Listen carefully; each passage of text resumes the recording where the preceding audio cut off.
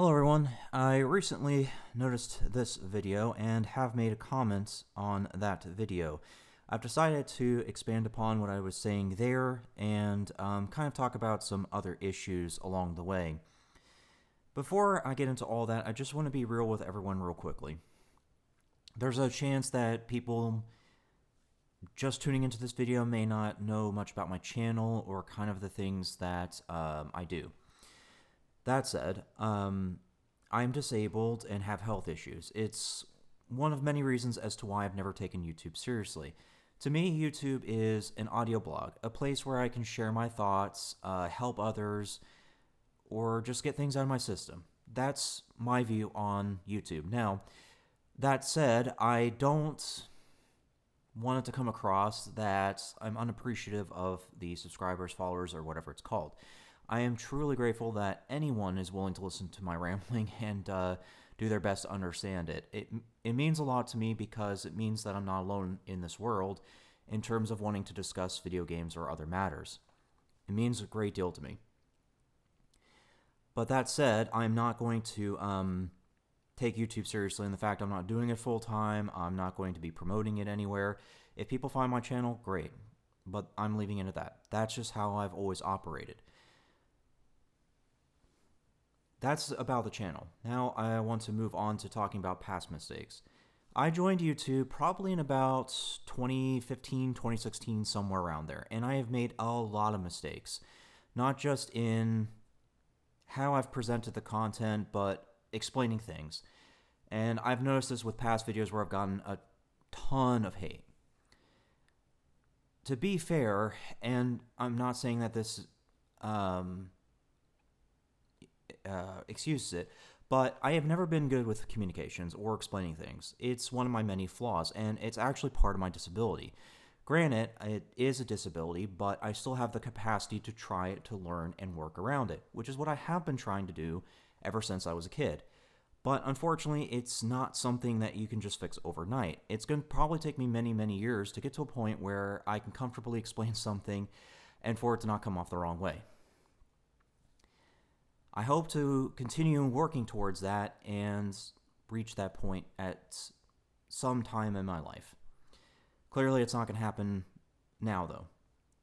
Okay, with that out of the way, let me talk about the comment now. When I commented on JackSepticEye's video, I brought up two issues that I experienced. One was the speedrunning, and the other is potentially YouTube tweaking the algorithm. I'll go over the speedrunning part first. Way back in my early years of YouTube, I think it was probably a year after I joined, maybe 2017, I did a speedrun for the original Mass Effect.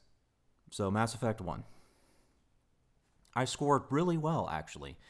I posted my run to the speedrunning boards, multiple of them, not just one, but multiple, and I ended up getting the 5th best time for a non-glitching New Game Plus equivalent. I was really stoked to see that I did so well that I got number 5. But then that excitement quickly died down because I got hit by InGrooves. For those who weren't around for those years of YouTube, there was a channel called InGrooves which did what we call troll reporting. The objective of troll reporting is to purposely flag a channel and then wait out the 30 days so that the system just defaults to them winning. That's essentially how that worked back in the day. In my particular case, what happened was InGrooves abused that system and did that exact same thing to a point where they completely got away with taking my video, essentially. They were able to make money off of it. And as part of that, I was delisted from, well, disqualified from the speedrunning boards because of what they did to my video. Because the link was no longer really working with the speedrunning boards, they couldn't verify my run, and from there it just collapsed. Apparently InGrooves was well known for this. It was so well known that there was even Reddit posts made about it. And see, that's kind of one problem with YouTube, is that unless you're JackSepticEye, there is no way to get around the automated system. You have no way to contact an actual person and say, hey, this is fraud, there's an issue, you need to do something. No content creator, unless you're JackSepticEye or somebody that has a representative, is ever going to get that lucky. You just have to accept things as is. And so I think that because JackSepticEye is a big creator, he's not able to see these issues. That's and don't get me wrong, I'm not saying that that's something that's bad. I'm just saying that he just doesn't physically have the ability to see those problems. That's all I'm saying. It's nothing bad. Let me make that clear real quick. I'm just saying that he's missing on some of the ability to see the issues. He is really lucky to have a representative. And this is another reason, too, that I don't take YouTube seriously. Because I have been defeated numerous times by the automated system to a point where I just kind of gave up. I'll post videos here, recordings here and there, but I don't have a lot of hope that the system is going to do well for me because it's purposely gone against me multiple times. Ingru's being the biggest example. Hopefully I explained that well. Okay, let me just tab over real quickly.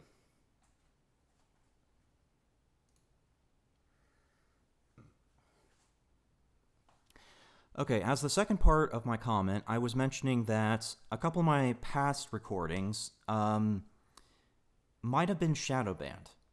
And I think YouTube purposely did that to appease the corporate overlords. The reason I think this is because I did a couple of recordings in the past to talk about the Microsoft monopoly and basically how Google and Microsoft are not making the computer science world any easier. Well, those recordings are still there. I actually checked my YouTube studio before starting this recording just to see where they were. They all have green lights, but I can't find them in a Google search if I sign out. If I sign out and try to Google search for those videos, they don't show up. The only way that I can find those recordings is by physically going to my YouTube URL and then manually looking for them. They're way, way at the bottom because I did them so many years ago. And to be honest, I probably should just do another recording to kind of update from that because so much has changed in the last couple of years. The Microsoft monopoly's gone worse, etc. But that's a completely different mess. Either way, I think that it's circumstantial evidence to show that those videos did get shadow banned in some way, probably because YouTube or Microsoft didn't like what I was saying about them. And I think that that's the case because of it happening more than twice. So, yeah, there's definitely a lot of issues with YouTube, and I think JackSepticEye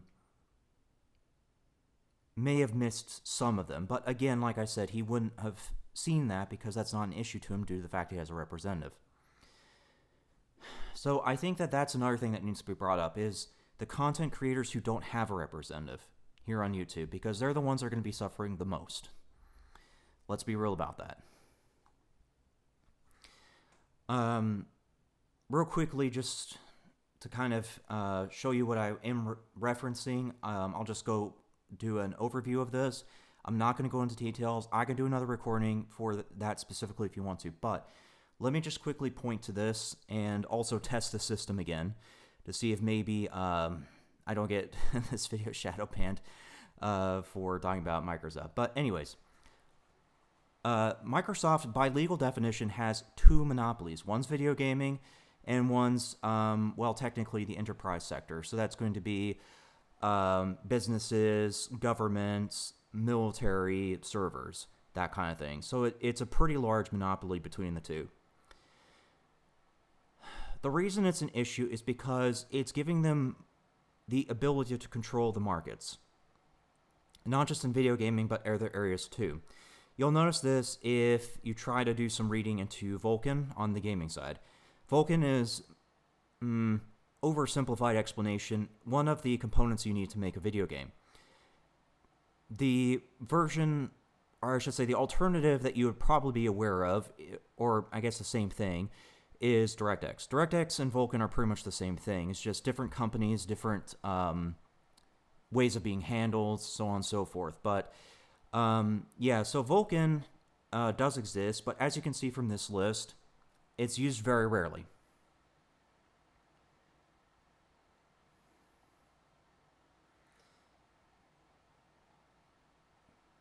See, the list is so small that it can fit in one page. Now, there's a good reason that Vulkan doesn't exist in video games as nearly as often as DirectX. One is because of Microsoft's ability to just use their financial horsepower to completely blot out any competition. But another potential issue may be that Vulkan's not easy to work with. I've talked to game developers in the past, and they've specifically stated that Vulkan wasn't easy to work with. Now, whether or not that's an issue of them not being familiar with Vulkan, or maybe they just have been working with DirectX for so long that it's easier, I don't know. They didn't specify any of that. They just said that Vulkan was harder. So I don't have a lot of information to work with on that front, but I am aware that that was brought up.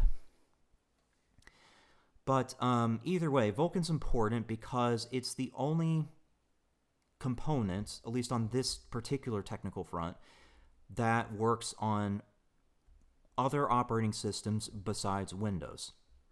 Vulkan actually does work on mobile as well as desktop. So it is used on both iPhone and Android games, as well as very select few desktop games. The most recent I remember is the recent Doom. The recent Doom was built on Vulkan and Vulkan only, as far as I can tell from reading. It does not contain DirectX in any form. But, yeah. So that's kind of the gist of what I'm referring to, at least on this side of the issue with the Microsoft monopoly. As far as the government, military, and other things, that's something you can definitely see for yourself if you do some reading, because the most recent jet fighter to enter service, the F-35 Lightning, actually does use a Microsoft system, a custom one. And if you do further reading, you'll notice that the F-35 service was delayed because it was grounded by the Pentagon due to software vulnerabilities. They were worried that it would be hacked. Well, that's no surprise when you're talking Microsoft. Microsoft never has cared about being a good software developer, at least in recent years. They used to be pretty good, but now they're not. They're more interested in money and data. That's all they care about now. So anybody who purchases from them is going to be receiving that treatment. As part of this overview, I'll just quickly go over how can we solve this problem. Well, it starts with big content creators like JackSepticEye and the others bringing it up. People like me don't have a loud enough voice to start alerting people to the issue and warning that it's getting worse. It's going to take the responsibility, or I should say probably others need to start taking up the responsibility to start talking about this. And they should, because this is affecting everyone, not just video gamers, but your common worker, your common, workplace environment, actually. I should say workplace. Your workplace environment, it's affecting the military. It's affecting everything. The more people use Microsoft products, the worse this gets. That's the gist of it. The only thing that you can do is reduce the usage of Microsoft products. If you can reduce the amount you use Microsoft products and you start talking about it, those two should eventually lead to better change. But until then, we're kind of stuck.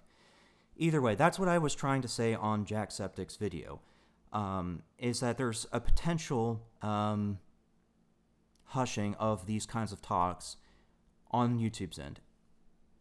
I can't confirm it, so I'm going to be honest and just say potential. That's really all I have to say. Thanks for listening.